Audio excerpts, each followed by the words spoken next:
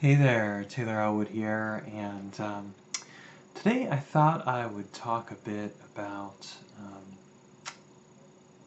how I approach developing rituals, um, and more specifically, what it is that I do in relationship to really integrating the body into those rituals. Because my approach to magic has become less and less about the tools, the physical tools, that you have, such as like, the tarot cards and athames and things like that. Although these tools are wonderful and useful, but it's more about making the body the central reality of your magical work. And when I look at my rituals and how I develop them, it's less about the trappings and more about the embodiment and making the work into who and what you are.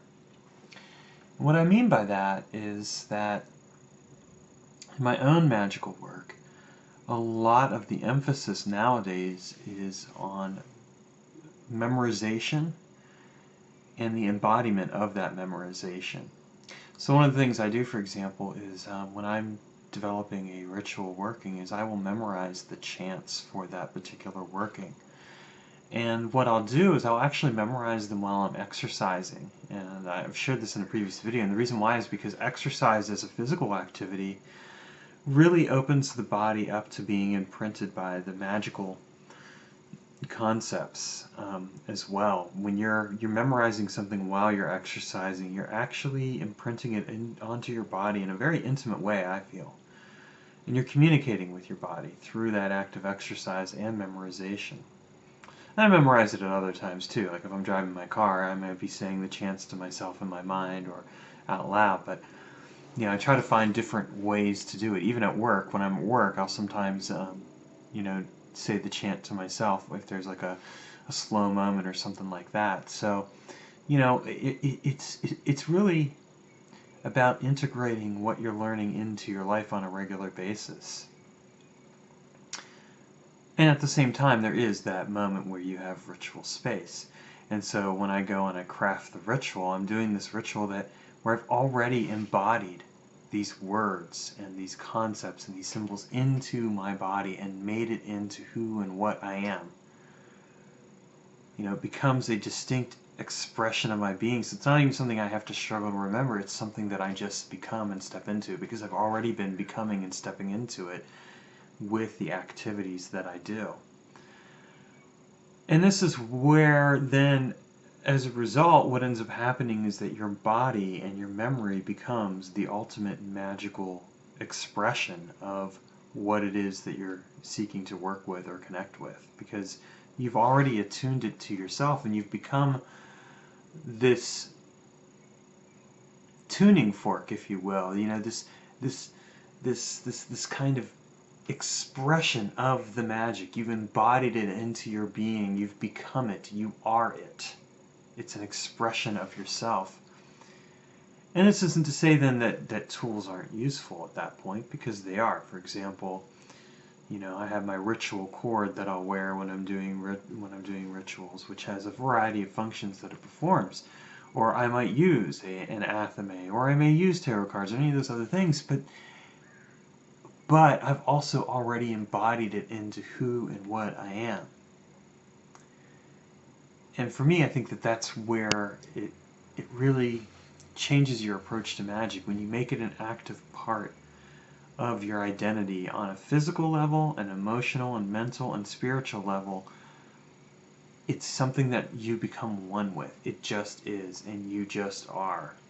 And it allows you to speak to the heart of yourself, and to the mind of yourself, and to,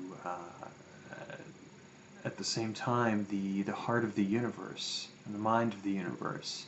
You align them together, they become one, and as a result, it creates this synchronization of alignment with what it is that you're seeking to create and manifest in your life.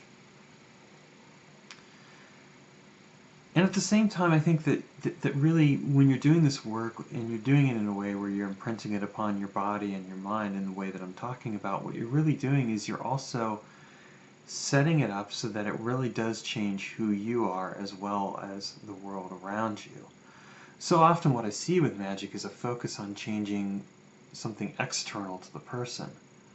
But I would argue that what you really seek to change, what you really want to change, is not just something external to you, but yourself as well. You're changing your relationship with yourself, with the universe, with the result that you want to achieve, and you're creating a new reality where all of those things come together in order to create what it is that you're creating.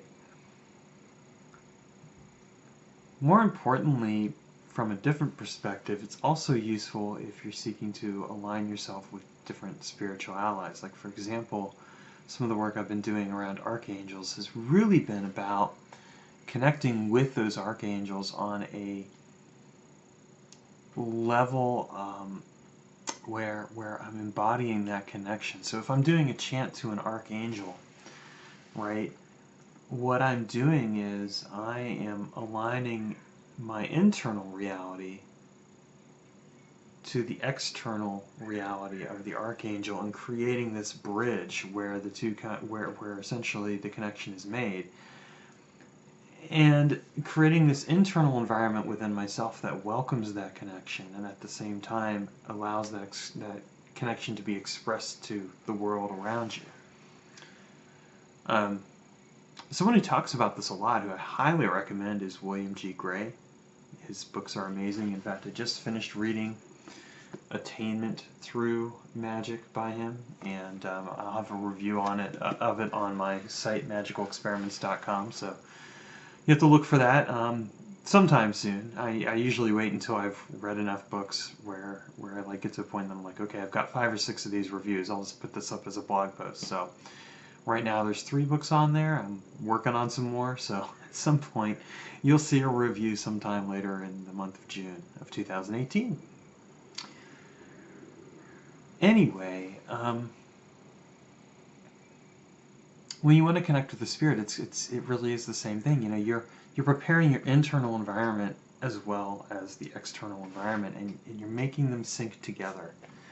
And this kind of synchronization is, in my mind, key to what really makes magic work, because what you're doing is you're achieving this state of being. It's not just an act of doing, it's a state of being, a state of alignment where you are becoming unto the very thing that you seek to connect with. And of course, when you're working with the spirit, what you're also really working with is what that spirit in and of itself embodies. If I work with the Archangel Metatron, what am I really working with? Well, I'm working with the sphere of Kether, for example. Actually working with the entire Kabbalistic tree of life, since if you think about it, Metatron is ultimately the expression in sum total of all the other archangels. But I'm also working with creativity and imagination, with insight and ingenuity, with the experience of the unknowable being translated into something that is knowable and yet nonetheless must be worked with even further. You know, that's true with any kind of spirit that you're working with. You're never just working with the spirit, you're working with what that spirit embodies. And so really, at the same time, you're taking on that embodiment with yourself, and so you're working with your own self, and you're basically changing that self and becoming the embodiment of it in its own way. So this is one of those things where I recommend exploring that and in your own work, and really exploring it in terms of memorizing what you learn and making it into an act of embodiment, an act of who and what you are. This is what creates true alignment in a person's life with what it is that they're seeking to align with, and what they're seeking to ultimately embody. And that's the key thing to remember. You're not just you're not just doing magic, you're becoming magic, you're embodying magic, you're aligning with magic, you're synchronizing yourself. Alright, well, that's it for today. Thanks for watching, and have a great day.